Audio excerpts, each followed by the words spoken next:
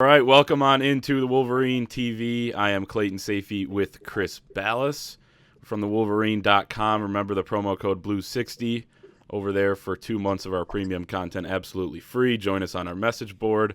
We're also presented by Manscaped.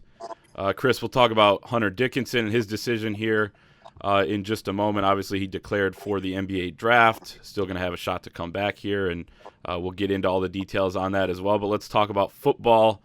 To start, Jim Harbaugh and the staff hitting the road for some satellite camps. They were up in Big Rapids at Ferris State yesterday. They were in Memphis and Atlanta on Tuesday. Mike Hart and Matt Weiss were at Eastern Michigan. So they're kind of spreading out, getting out to these camps. It's not the same as 2016, 2017 when you could, I think they did like 40 one year or whatever, but you can do 10 days of them this year. They're taking full advantage. I was up there with our EJ Holland as well yesterday, Chris, and Jim Harbaugh, like we hadn't seen him in person really up close in about 14 months, but he seemed more energized than before. This staff is very energetic, connecting with everybody, talking to everybody. I was impressed by seeing this staff, guys like Mike Hart, Ron Bellamy, Steve Klingscale up close, and it makes me feel a little bit better about the season now. Not fully, and we want to see it on the field, but it makes me feel just a little bit better, I guess, about the direction of where this program's starting to go after a disastrous 2020. I heard there was like an anchorman type brawl at the end between the USC assistants and the I wouldn't call it a brawl, but I'll tell you this, and I didn't see all of it, so I don't have the firsthand knowledge, but at the same time, and somebody wrote this on the message board, and I think I liked the post because I agree with this. This staff has more fire, and people have been talking about that, the word fire, like, what does that really mean? They have more fire than they did last year. I'll say that. Yeah. 1,000%. We're going to see it in the fall. We've talked about this before. At the very least, the body language is going to be better. The attitude, the effort's going to be better. And you're already seeing that with the staff. This is a competitive group of guys right now, and Jim Harbaugh said it, hungry and humble. It feels that way to me. It is. And in talking to Ron Bellamy last week for the football preview, and that's got to put in a plug for the football preview, 800-421-7751, man. Putting it to bed. You guys held down the fort yesterday and did a hell of a job at these satellite camps. We're just about finished, guys. This thing's going to print in about a week. So, but the one thing that Ron Bellamy, what I've always gotten from him is what a first-class guy he is and what a great fit he would have been here. And I used to talk to him in the past when he would help us out for the football preview and say, hey, man, when are you making the jump? And then it wasn't just me. It was all of his colleagues and all of his buddies. When are you making that jump to college? And, man, wouldn't he be a great fit at Michigan? And he talked about Lloyd Carr. This will be in the magazine, but he talked about Lloyd Carr's influence on him and what Michigan means to him. And all these guys that you talk to, it means something to those guys that they have championship DNA in that building. Ron Bellamy won a championship at Michigan. You saw Mike Hart obviously won one at Michigan and won a lot of games here. So that is something. And, of course, Jim Harbaugh. So that's something that makes these guys feel better, and that's something that makes alums feel better about what's going on in that building and those guys coaching them. But I love the energy. I love how much is at stake for these guys. It reminds me of when Juwan Howard came in and he said, man, I can't fail. I'm at Michigan. This is home. I can't fail. And he did everything in his power that he could to make sure that he wasn't going to. And look where he is now. His program is still on the rise. And granted, he took over a great situation. People are going to say that. But you know what? It could go in one of two directions, and it's only continued to go up. So he's been fantastic. And that's the sense that I get from these guys as well, that it means so much to them that they are so invested. This is not a stopping point for them or a stepping stone. This is somewhere that they want to be for a long time to help get this thing on the right track. I'll tell you this, too, being up close and kind of standing near, Mike Hart and stuff in Michigan coaching clothing, it was pretty surreal to me on a personal note, too, growing up watching this guy and whatever, and obviously you covering him.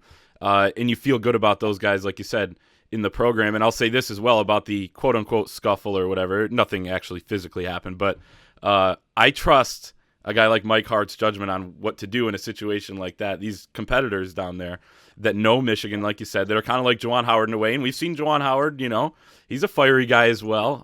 So and you love that aspect of it. Like, you don't want to get thrown out of a game like Juwan Howard did. But, the fact that it means that much to them speaks volumes. And Jim Harbaugh's had the what's your deal type, things. And I'll say this as well. We kind of touched on it, but he does feel a little bit I think reinvigorated is a word, I guess you could say. He was asked yesterday when we got to talk to him.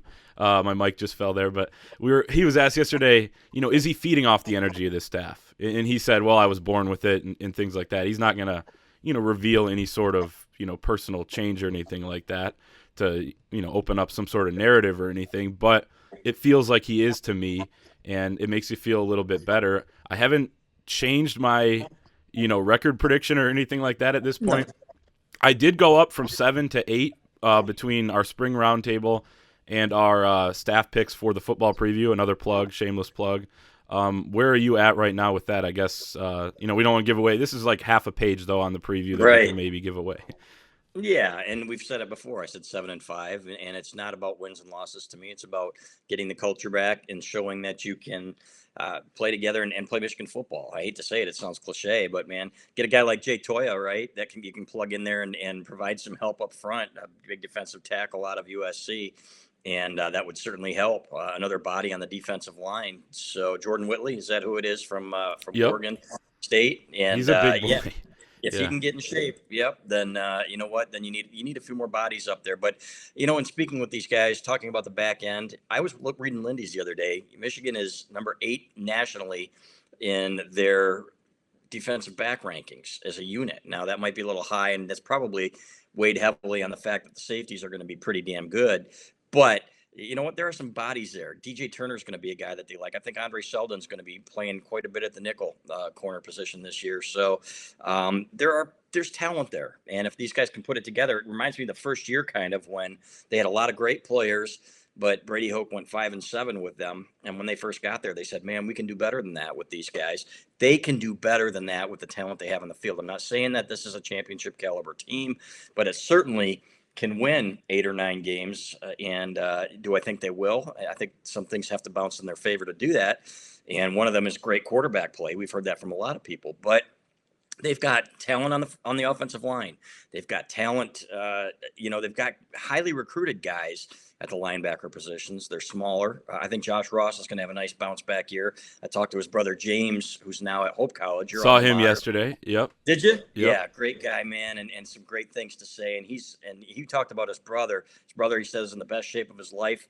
Loves Mike McDonald. That's another thing that we will talk about on the fort at the Wolverine.com is Mike McDonald and his impact here over the last few months. But I'm more encouraged, and no, I'm not drinking the Kool-Aid, and no, I'm not making big predictions, but I do like the new direction under Jim Harbaugh. I think these guys have some things that they can accomplish. Yeah, and I think they can do enough this year, I think, to show that improvement for the future possibly. And we think, probably if they win 7, 8 games and they look like they're improving and the culture looks back, then I think they're going to have another shot to do it again the next year. And I'll say this too, kind of going off of what you said, like there's something to a team when you look at the 2011 team that you just referenced, the Brady Hoke team. There's something about a veteran group, and I know this is kind of a younger team, but there's some veterans on this group. Some of the leaders, Aiden Hutchinson, Brad Hawkins, even Dax Hill is going to be in his 3rd year. There's something about guys that have some talent, but they're just kind of sick and tired of being sick and tired, and they can kind of will themselves to win games. You saw it again in 2015 in the first year under Jim Harbaugh where, I didn't think those linebackers were great. I didn't think that, this was they had talent all over the field. They had a new quarterback. Jake Rudock ended up getting a ton better. They didn't have a great running back. Davion Smith was good. But those guys played together and played really good football. And even if you don't have elite talent, you can still win games. And the other thing I'll add, too, is I was kind of, doing all these opponent previews for this football preview issue. And, the schedule looks a little bit less daunting than before. And, again, I'm not, trying to say, that this is going to be like a 10-11 win team or anything like that. But Northwestern loses just about everybody. And that's a game at home. When you look at Wisconsin and Penn State, I think it could be similar, or one of those two teams could be not that good. Wisconsin wasn't very good last year. They looked great against Michigan, but they were 4-3, and they lose quite a bit. But when you look at 2018, remember that 3-game stretch of Michigan State, Wisconsin, and Penn State, it looked so daunting, but it turns out Wisconsin was 7-5 that year. Penn State was pretty decent, but Michigan just dominated them, and then Michigan State was a 7-5 team. So you never know how these other teams are going to be too. They're all sitting there Yep. thinking about some concerns as well. So I think that's something to remember as well. But again, this team still has a lot to prove here, and that's the Yeah. team that we're talking about. So And the one thing that I would say about Wisconsin is that if they don't have to throw the ball, and I think they've got a good young quarterback, and they're going to have good lines because that's what that O Wisconsin line does. is going to be really good again. So. Right. And then that's the biggest mismatch for you on paper, and you better do something about it. If they run the ball like they did last year and toy with you, and they're going to embarrass you again. I don't care. You can say, oh, they're a 7-5 team. There are going to be other teams that match up better because Michigan just wasn't good enough on the defensive line. They were too small. It was the same thing against Ohio State. They could have run, either one of those teams probably could have run the ball every down and won those football games or close to it, which is embarrassing. So, but that's what they're out to fix. You need guys like Mozzie Smith to take that next step. You need Chris Hinton to be the 5-star that he was when he was coming out of high school. You need Donovan Jeter to play his best football. So you need some guys to emerge, and there's certainly that possibility. I was talking to John Bacon, as everybody knows John Bacon, author and best-selling author, professor at Michigan, a good friend, and we were talking about the 1985 Michigan team just a little before your time. Remember where you came from, but Right. but it was like it was one of those things where that team didn't have any stars. They were smaller up front. They played their ass off, and they were number 2 in the country by the end of the year with a defense that played together. That's what you have to get back to. I don't give a damn if anybody says it's cliche or whatever, but that's how you do it, man. That's what's supposed to happen at Michigan, and I think that's what they can accomplish if they get everybody on the same page. Right. Last thing for me on this, too, Scott Loeffler, Bowling Green head coach, obviously former Michigan quarterback, who was a part of a national championship team. His speech yesterday at the camp was about winning a national championship, and he said, and he was talking about culture and, loving your teammates and loving your team and how that, is a huge source of inspiration for playing well on the football field. He said there was no difference between 1995, 1996, and 1997 other than the fact like they had great talent there, but they were 8-4, obviously 11-0 or national champions in 1997. I don't care what Scott Frost says. So he said the only difference was that they came together as a team. You hear about those famous team meetings, going into the season that John Jansen will tell you all about, and it gives you chills every time you hear about it, where guys are standing on the table saying, our goal is to just win and things like that. And he said that was the difference, is that we had a greater love for each other. And he was like, I was having dinner last night with 7 or 8 of those guys that all got together from that national championship team, and they're still talking about it. So if that's going on, and we think that the culture is getting better with guys like Bellamy, Hart, Mike McDonald seems like also a good culture guy. Sharon Moore, I've always thought he's been good in that aspect as well. Go on and on and on. We think that's happening, then I think there's a chance to rise above maybe what the talent is. But yeah.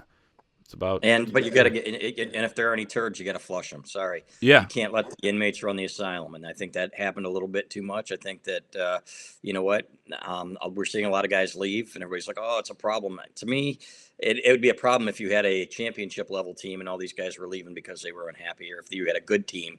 You know what? Get rid of some of these guys that don't want to be there anymore and don't want to work for it, and start over and hit the reset button a little bit. And I think that's kind of what they're doing. But when you've got some locker room cancers, and without going into detail, there was some of that last year and the prior year. You cannot put up with that because you're going to lose your team if you do that. And that's coaching 101, something that Jim Harbaugh knows. Hopefully that's something that he adheres to this year and going forward. So, but I do like a lot of what I've heard, again, from these young guys, these young coaches putting this football preview together. So there are some winnable games on that schedule, and nobody's predicting 9 or 10 wins, but I think the ceiling is probably about 9. And if you look, like you said, you don't know how some of these teams are going to play during the season. So, but the big one for me is Washington. Obviously, it's the opener, Western Michigan, but the big one to me is Washington. That's going to be a good football team coming in, a good defensive team. Stadium should be rocking. You win that one, you get a little bit of confidence, man, and then I think you go from there. That's going to be a tone setter for sure. And yeah, Michigan's had 15 guys transfer out of the program this offseason. At the same time, they're at 87 scholarships or 86. So they kind of needed that in a way. I mean, the math to me is puzzling because it's like if those guys didn't leave, what would they have done? Right. I really don't understand it. I don't think anybody does. But Jim Harbaugh was asked about the transfer portal the one time. He said he's still in support of it. he said, someone said, how do you see that playing out? He kind of started laughing. He goes, well, it's happening, and we're seeing that around college football. But that's part of it too. You can't just look at a guy like, oh, they're all fleeing the program. Well, maybe, they didn't buy in. I've heard some things about Michigan State when Mel Tucker came in that, if they weren't bought into that program, and credit to him for doing this, they'd come into the building and their locker was cleaned out.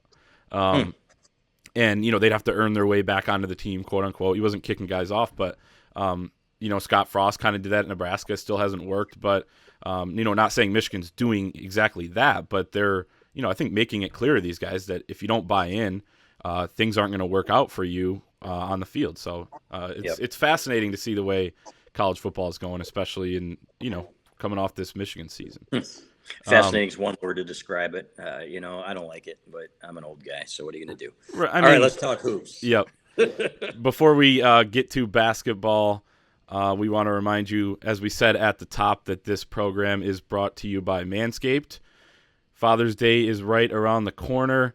As you probably need a gift for your hairy dad, make your dad proud this year and get him and yourself the Manscaped Lawnmower 4.0. We were talking about the 3.0 just a few weeks ago. It's the 4.0 now. You heard that right, the Lawnmower 4.0. Get 20% off plus free shipping with the code 20GoBlue at manscaped.com. It's the only men's brand dedicated to below-the-waist grooming. They just launched that Lawnmower 4.0. Chris, how are you liking your kit so far? We got, our care package from them. I think we're getting more products on the way, too. So we're awesome. Loving our partnership. I'm telling you, man, it's great. Who would have thought, And it's like, I was telling my son about it. He's a teenager, and he said, man, I got a knockoff kit for Christmas. And he said, I was hoping to get the Manscaped. I said, I'll take care of you, son. So right. He says he gets a little bit nicked up. I said, well, not with Manscaped, baby. So it's great, man. I even use it for my gray chest hair, man. Get rid of some of that with my Lawnmower 4.0. So it's been fantastic. A great partnership, man.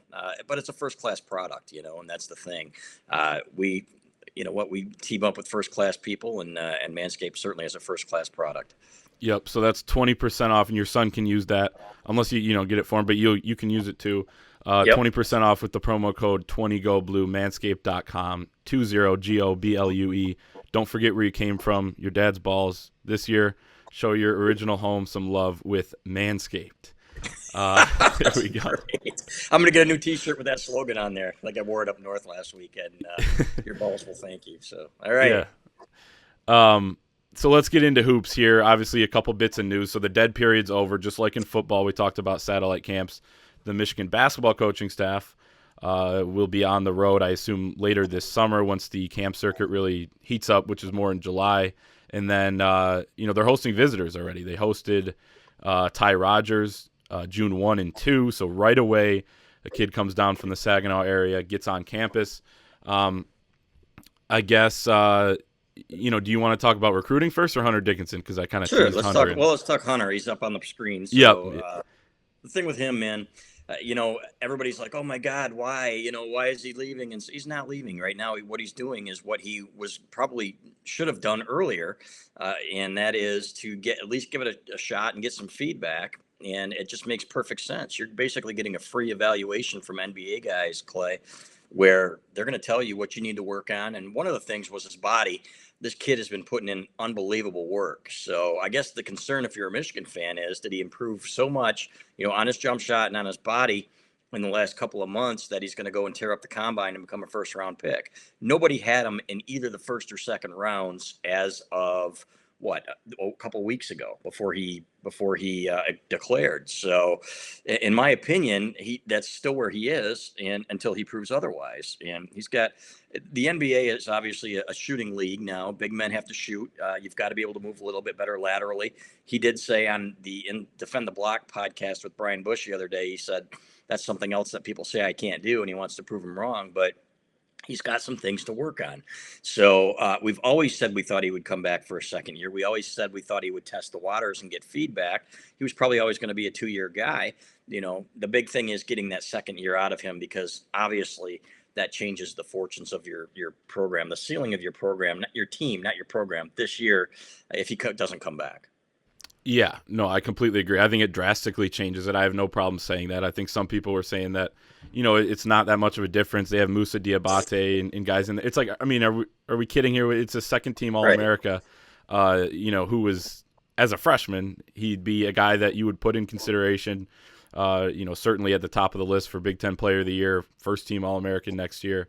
But no, like going back to your point, like it makes complete sense. And it was almost surprising in the months of April and early May, and he declared, I think, May 26th, he had like 3-4 days before the deadline. It was surprising that he didn't. So then once it was May 26th, it was surprising. So I think we were it was just the timing of it made it weird because it's like, oh, wow, so he is going to do it and declare. And like you said, free evaluation. And another thing that I think is underrated as well is, that he gets to go through some of these interviews with NBA teams. He can build those relationships, and Isaiah Livers has talked about that too, how he already had those relationships from going through the process last year. And I mean, these are two great kids. If you look at Isaiah Livers and then Hunter Dickinson, where they're going to impress guys. I mean, they're going to, have fun in these interviews and get to know some of these NBA teams. That's going to benefit you down the road. There's really no downside to doing this. He has until July 7th to pull his name out of the draft, which is 10 days after the combine. So you hope he gets that invite. You hope he gets the free evaluation, the free coaching from NBA scouts, from front offices. And, you take your shot. And he said, that if he doesn't get a first round, well, he didn't say if he doesn't get a first round, he'll come back. But he said basically he wants to hear that he's a first round pick. And, Right. I think every kid wants that or whatever. But he's not delusional about, he's not going to go into it with a second round grade saying, no, someone will take a chance on me. This is a calculated family, a calculated kid. They're smart. I talked to his brother a few months ago and just going back through the recruiting process about all the things they weighed about different programs, Notre Dame, Michigan. They were looking heavily into the strength and conditioning program. They know what his weaknesses are. They know what he needs to get better at. So this is not a guy doing this on a whim. And I think it just caught us off guard with the timing. And that's basically, about it. Yeah, exactly. And the fact that he is putting so much time into his strength and conditioning now is great because if he comes back, this guy's going to dominate. Yeah, he already dominated at times in the Big Ten. We saw 8 times, 7-time freshman of the week in the Big Ten, and Yeah, and 6 just maybe. Yeah. right now work on your right hand and get that better. Step out with a pick and pop. You can do high post stuff with him all day long. John Beeline was one who told us several weeks ago. He said with him, with his free throw shooting, and you can see his jump shot, you can sit him up there and he can hit 80% of those, off the pick and pop and be a weapon there too, and really open up the floor that way as well. So, and for all the talk about what a great passer he is, he struggled at times in that area, passing out of the post and had some high turnover games. So that's another area in which he needs to improve. But man, what's not to love about this kid? And it's fair to him and it's fair to the Michigan fans. It's like Phil Martelli said, he would have been a wrestling villain on the road. They would have hated him and he would have loved it. I Look at loved the that picture. quote. Isn't that a great quote? Yeah. And he would have been a hero at home. And that's what you want to see, man. I want these kids to be able to go through it. Feel bad for Shawnee Brown and Mike Smith, who are beloved by this fan base, but never got to play in front of those fans until several thousand when they got to Indianapolis for the tournament. So that's what I'm hoping for these guys this year. I think Hunter Dickinson will be part of it, barring something unforeseen. It would not be stunning, but it would be very surprising. And again, if he gets to that point where he is that good that he gets up into that first round, then he probably should go. His stock's never going to be higher. Yeah, I agree. Then you take your shot if you're Hunter Dickinson. Yep. Yeah, so it'll be interesting to see. I'll be rooting for him to play well at these workouts and all of that. No, not too well though. I'm just kidding. I joked. Right. I joked on the message board that if he doesn't play well, people are going to start panicking that he's no good anymore. So I mean, you just can't win with stuff like this. But no, I mean obviously he's going to be a great player. And speaking of his pick and pop, I mean you can see that. He did it. He did it in high school. Remember against Evan Mobley when he was frustrating him. He hit, I think, 3 or 4 threes in that game when he actually dominated. Right. Well, Evan Mobley dominated too. He's going to dominate in every high school game. But, I think Hunter had like 27 points. And remember, he dropped that line that, well, he's your number one player. So this is. That's when I started loving that kid, man. I know. This is your All wrestling villain. Like that face right there that he's showing for Exactly. the YouTube viewers. That's your boy. Right. Yeah. That's what we want to see more of, and the fans are going to go crazy. It's going to be Mitch McGarry level, maybe even more. So, as a fan favorite. But real quick before we go, recruiting ramping up, as I mentioned, the dead period over. Ty Rogers, 4-star wing, coming down from Saginaw the other day. They're going to host a bunch of guys here in June. What is the latest? Yeah, Ty Rogers had a great visit from everybody we've heard from about it. I went to Juwan Howard's house.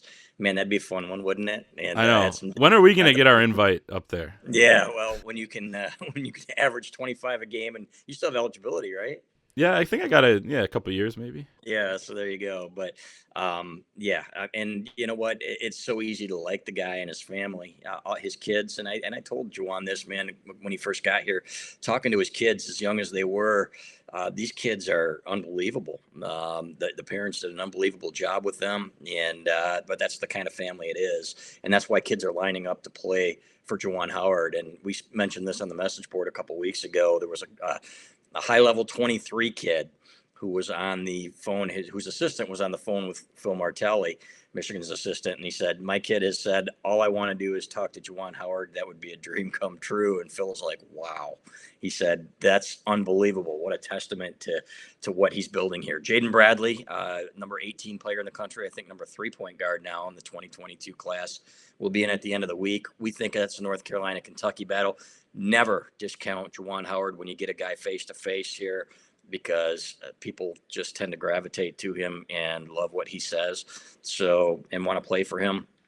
And then after that, Seth Trimble coming in next week. That's a big one. I think the following weekend out of Wisconsin, the fastest riser in his class, one of the fastest risers, went up like 75 spots, unbelievably athletic. So, and Doug McDaniel, small point guard.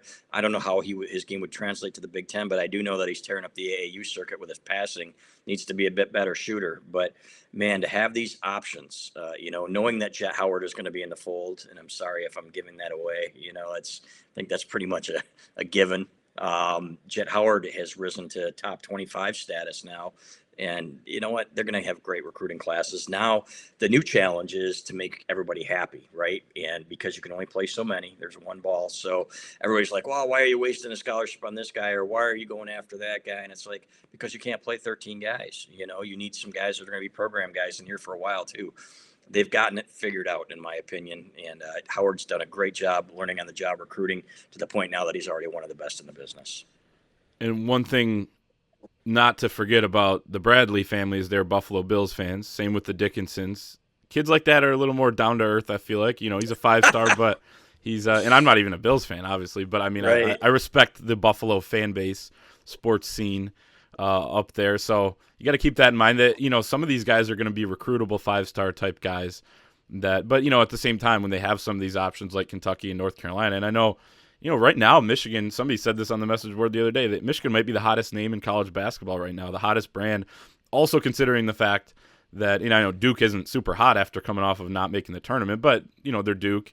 But Coach K is gone after this year, and then Roy Williams is has already headed out. So the college basketball landscape is changing, and Michigan has a new guy that it looks like is going to be very, very successful here, who's young, and is kind of just starting his career in college coaching, and it's going to be incredible, I think. And is so enveloped in the culture, just like John Beilein was. You couldn't have asked for a better transition in hindsight. Obviously for Beilein you could have. And best of luck to him with the Detroit Pistons as player development. That's going to be a great move for him. So, but I also wanted to mention Caleb Houston as another one of those down-to-earth kids and families. And talking to his mom Andrea quite a bit, and the kid, you would never know this kid was a 5-star talent and going to be playing in the NBA in a couple of years. They are just great people.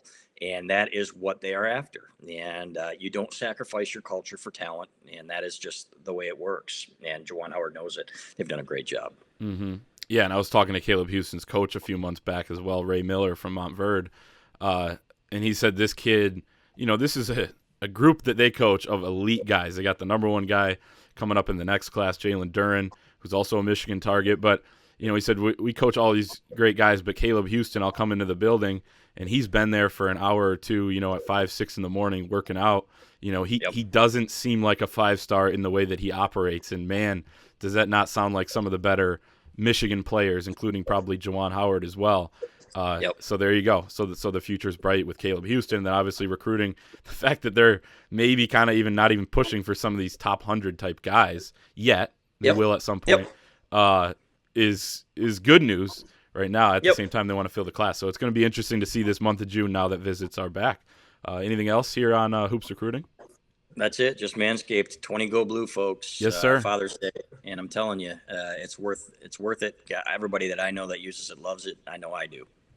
There you go. Manscaped 20 Go Blue is the promo code. The promo code's Blue60 at thewolverine.com to join us for 60 days, and we'll see you next time.